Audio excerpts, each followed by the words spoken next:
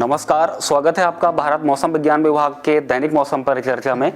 11 तारीख की सुबह के टाइम पे और 10 तारीख की रात के टाइम पे जैसा कि हमने देखा कि हमें मुख्य रूप से पंजाब, हरियाणा, उत्तर प्रदेश, बिहार के साथ साथ मध्य प्रदेश के कुछ एक स्थानों पे काफ़ी ज़्यादा घना कोहरा देखने को मिला है। और इस सैटेलाइट पिक्चर्स में भी हम देख सकते हैं कि घना कोहरा की जो लेयर है वो पंजाब से लेकर के पूर्वी भारत में या उत्तर पूर्वी राज्यों तक भी देखी जा सकती है, साथ में मध्य प्रदेश के ऊपर भी देखी जा सकती है। अगर हम विजिबिलिटी की बात करें तो हमें पश्चिमी उत्तर प्रदेश में आगरा में विजिबिलिटी लगभग 0 मीटर तक की देखने को कुछ घंटों के लिए मिली है। वहीं पे पूर्वी उत्तर प्रदेश में फरसतगंज और लखनऊ में 25 मीटर विजिबिलिटी देखी गई है, जबकि पंजाब में 50 मीटर और मध्य प्रदेश में भी 50 मीटर तक विजिबिलिटी कुछ एक स्थानों पे हमें आज सुबह के टाइम देखने को मिली है। अगर हम आज के सुबह के मिनिमम टेम्परेचर्स की बात करें तो हमारा पंजाब, हरियाणा, पश्चिमी उत्तर प्रदेश और राजस्थान के जो उत्तरी हिस्सा है, जैसा कि इस मैप में ब्लू कलर में हम देख पा रहे हैं, वहां पे हमारे मिनिमम टेम्परेचर्स लगभग 6 से 8 डिग्री सेंटीग्रेड देखे गए हैं, जबकि पूर्वी उत्तर प्रदेश, मध्य प्रदेश के बचे हुए हिस्से में, राजस्थान के दक्षिणी हिस्से में मिनिमम टेम्परेचर्स लगभग 8 से लेकर के 12 डिग्री सेंटीग्रेड तक देखे गए हैं। और उसी के साथ मिनिमम टेम्परेचर्स का अगर हम डिपार्चर की बात करें तो मुख्य रूप से जो हमारा राजस्थान का जो उत्तरी हिस्सा है, खास करके जो सीकर है या चुरू है या अजमेर जैसे क्षेत्रों में, वो डिपार्चर से काफ़ी ज़्यादा कम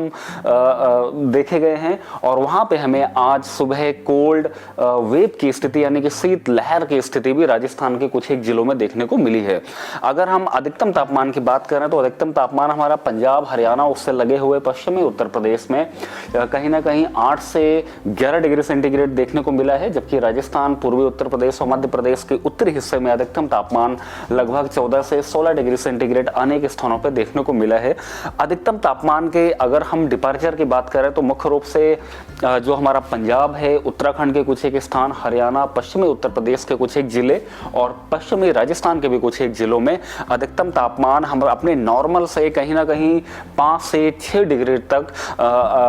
कम देखने को मिले हैं, जिसके चलते पंजाब और उत्तराखंड जैसे स्थानों पे हमें कोल्ड डे यानी कि शीत दिवस की स्थिति देखने को मिली है अनेक स्थानों पे, जबकि हरियाणा, पश्चिमी उत्तर प्रदेश और राजस्थान के कुछ एक स्थानों पे हमें शीत दिवस कल 10 जनवरी को देखने को मिला है। वहीं पे अगर हम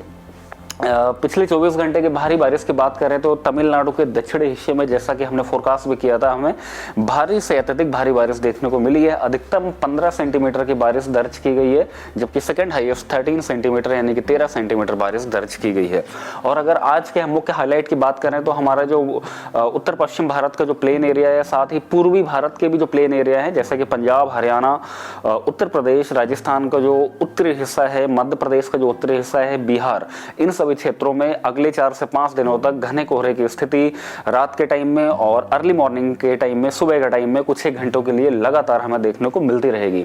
अगर हम घने कोहरे की एक बार चेतावनी की बात करें तो जैसा कि इस मैप के माध्यम से भी हम देख सकते हैं कि हमारा मुख्य रूप से पंजाब, हरियाणा, उत्तर प्रदेश और बिहार में, पंजाब, हरियाणा और उत्तर प्रदेश में मुख्य रूप से अगले 5 ही दिन यानी कि 11 जनवरी, 12, 13, 14 और 15 जनवरी को अगले 5 ही दिन रात के टाइम में और सुबह के टाइम में कुछ एक घंटों के लिए घना कोहरा लगभग हमें हर दिन देखने को मिलेगा। वहीं पे जो मुख्य रूप से हमारा पंजाब है, हरियाणा है और पश्चिमी उत्तर प्रदेश है, वहां पे अगले 2 से 3 दिनों में यानी कि 10 तारीख, 11 तारीख, 12 और 13 तारीख को विजिबिलिटी जो है, दृश्यता जो है, मिनिमम हमारा 50 मीटर से भी कम कुछ एक स्थानों पर देखने को मिलेगी। ऑरेंज अलर्ट हमने इन सभी स्थानों के लिए जारी किया हुआ है। वहीं पे भारत के अगर हम अन्य राज्यों की बात करें तो हमें मुख्य रूप से मध्य प्रदेश के जो उत्तरी हिस्सा है, ग्वालियर का रीजन है, और वहां पे 11 तारीख, 12 तारीख यानी कि अगले 2 दिनों तक हमें रात के टाइम में और सुबह के टाइम पे घना कोहरा देखने को लगातार मिलता रहेगा। वहीं पे अगर हम बिहार की बात करें, बिहार में भी अगले 2 दिनों तक कुछ एक स्थानों पे घना से अत्यधिक घना कोहरा हमें रात के टाइम और सुबह के टाइम देखने को मिलेगा। अगर एक नज़र हम उत्तर पूर्वी राज्यों की बात करें तो उत्तर पूर्वी राज्यों में मुख्य रूप से आसाम, मेघालय, मिजोरम और त्रिपुरा जैसे क्षेत्रों में मुख्य रूप से हमें रात के टाइम पे, शाम के टाइम पे और सुबह के टाइम पे वहाँ पे घना कोहरा कुछ एक स्थानों पर अगले 5 ही दिनों तक देखने को मिलेगा। ऑरेंज अलर्ट हमने इन सभी क्षेत्रों के लिए जारी किया हुआ है। अगर हम शीतलहर यानी कि कोल्ड वेव की बात करें तो मुख्य रूप से जो हमारा राजस्थान है, राजस्थान के कुछ एक जिलों में जैसे कि हमारा सीकर है, सीकर के साथ जो हमारा चुरू जिला है या अजमेर है या उनके आसपास को जो क्षेत्र है वहाँ पे अगले 2 दिनों तक यानी कि 11 तारीख की रात को और 12 तारीख की रात को शीतलहर की स्थिति हमें लगातार देखने को मिलेगी। इसके अलावा 13 तारीख को भी वहाँ पे शीतलहर की स्थिति देखने को मिलेगी, लेकिन टेम्परेचर्स में थोड़ी सी बढ़ोतरी होगी, शीतलहर की उतनी सीवियरिटी नहीं होगी, जबकि 14 जनवरी या उसके बाद से वहाँ पे शीतलहर की स्थिति समाप्त हो जाएगी। अगर हम वहीं पे शीत दिवस की यानी कि कोल्ड डे की बात करें, जिसको कि हम अधिकतम तापमान की टर्म्स में देखते हैं, तो शीत दिवस जो है मुख्य रूप से पंजाब और हरियाणा, पंजाब की अगर हम बात करें तो पंजाब में अगले लगभग 3 दिनों तक यानी कि 11 जनवरी, 12 और 13 जनवरी को हमें देखने को मिलेगा। हरियाणा में हमें अगले 2 दिनों तक यानी कि 11 और 12 तारीख को कोल्ड डे यानी कि शीत दिवस की स्थिति अनेक स्थानों पे बनी रहेगी। जबकि वहीं पे उत्तराखंड की बात करें तो उत्तराखंड के भी कुछ एक स्थानों पे, कुछ एक जिलों में आज और कल हमें शीत दिवस की स्थिति देखने को मिलेगी, यानी कि अधिकतम तापमान काफ़ी ज़्यादा कम देखे जाएंगे इन सभी क्षेत्रों में। वहीं पे पश्चिमी उत्तर प्रदेश में और पश्चिमी मध्य प्रदेश में आज हमें कुछ एक जिलों में शीत दिवस की स्थिति देखने को मिल सकती है। और जबकि पंजाब जो है, पंजाब में मुख्य रूप से 13 जनवरी, 14 जनवरी और 15 जनवरी की अगर हम बात करें तो वहाँ पे एक आध जिलों में शीत दिवस यानी कि कोल्ड डे की स्थिति लगातार हमें देखने को मिलती रहेगी। पंजाब और हरियाणा में अगले 2 दिनों के लिए ऑरेंज अलर्ट हमने जारी किया हुआ है। शीत दिवस का मतलब है कि इन सभी क्षेत्रों में जो अधिकतम तापमान है वो हमारा नॉर्मल से लगभग 5 से 6 डिग्री कम देखने को मिलेगा। वहीं पर अगर हम एक नज़र भारी बारिश की बात करें तो दक्षिणी तमिलनाडु के एक आध जिलों में आज फिर से हमें भारी बारिश यानी कि लगभग 6 से 11 या 12 सेंटीमीटर तक के बीच कुछ एक स्थानों पर देखने को मिल सकता है। और वहीं पे जो हमारा तमिलनाडु का दक्षिणी हिस्सा है और जो केरल के मुख्य रूप से एरिया है वहाँ पे अगले 2 दिनों तक हल्की से मध्यम स्तर की बारिश भी कुछ एक स्थानों पर देखने को मिलेगी। हालांकि 13 जनवरी के बाद से अगले 3-4 दिनों के लिए यानी कि 13, 14 और 15 जनवरी और 16 जनवरी तक के लिए ये सारे स्थान मुख्य रूप से ड्राई रहने वाले हैं। और अगर हम उत्तर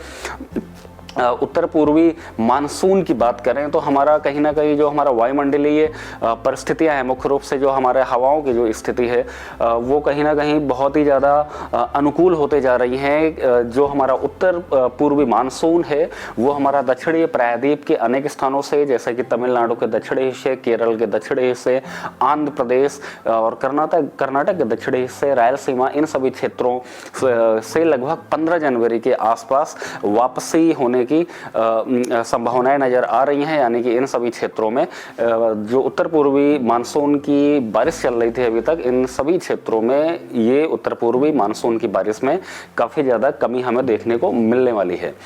मौसम की और अधिक जानकारी के लिए आप हमारे IMD की वेबसाइट पर विजिट कर सकते हैं। इसी के साथ हमारा YouTube चैनल, फेसबुक और ट्विटर पेज पे भी हमें फॉलो कर सकते हैं। धन्यवाद।